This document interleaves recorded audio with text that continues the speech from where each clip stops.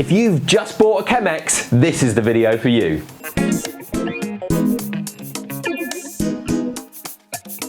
Welcome back to About Coffee, where we talk about all different things to do with coffee, and today we are talking about the wonderful, the beautiful Chemex. It is one of the best looking brewers, and today I just want to give you a beginner's overview of what you need to know about this wonderful brewer.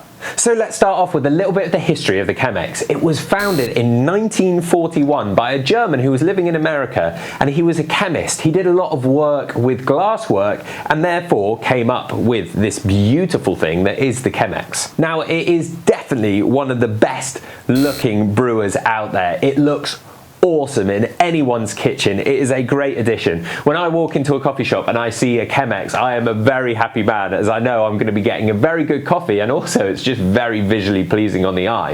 It is an awesome brewer to brew for multiple people as well. So if you've got friends, family, it's a great one to have that communal coffee, which I love so much about coffee. It means that you can share it with one another, and I absolutely love that. It also comes in a variety of different sizes, so you can get a 3-cup. This is a 6-cup. It goes up to 10-cup. It means that you can brew more or less depending on how many people you're going to be brewing your coffee for. Now, what kind of method is a Chemex? Well, it's a pour over coffee. Now, what this means is we're going to be putting our filter paper into the Chemex here, and then we're going to put our coffee in and pour water over the top of it. Now, what this does is as it pours over the top, it starts to drain down, and that's what we're getting from our extracted coffee. So things to consider with the Chemex is filter papers. There's lots of different types of filter papers that you can use, and also you can get a cloth one as well, which is really good for the environment, obviously. Now, that's something to consider when brewing your Chemex, because different papers will have a different outcome of what kind of cup of coffee you're getting.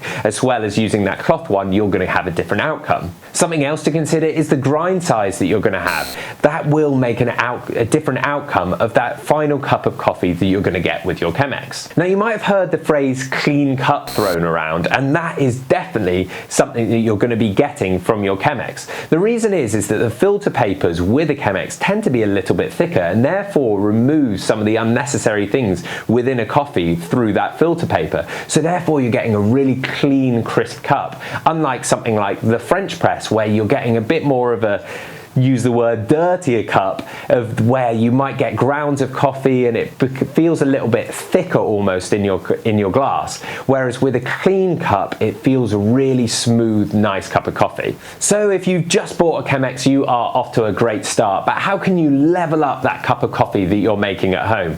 Well, one thing to do is to grind your coffee fresh. If you're buying pre-ground coffee, it's never going to be as fresh, so getting a grinder will be really helpful. And finally, a thing to add to your list is a set of scales. Now, scales are a great thing to have when brewing coffee, because you'll be following recipes. You definitely don't want to just be throwing in coffee, guessing how much you're putting in, and then throwing in water again, guessing. You want to know how much you're putting in. So having a set of scales is very, very important when brewing a Chemex. There's different scales out there. You can get ones with inbuilt timers. Again, very useful because you want to time your brew, but it's not the end of the world, as obviously you can use your phone. So there we go, guys, the Chemex, a brilliant brewer, the best looking brewer in my opinion. So if you're thinking about getting one, I would definitely invest, and if you've just got one, let me know how you're getting on with it in the comments down below. Don't forget to subscribe and turn on that notification bell, as we have all things coffee coming right to this channel, so I'd hate for you to miss out, and I can't wait to see you in the next episode.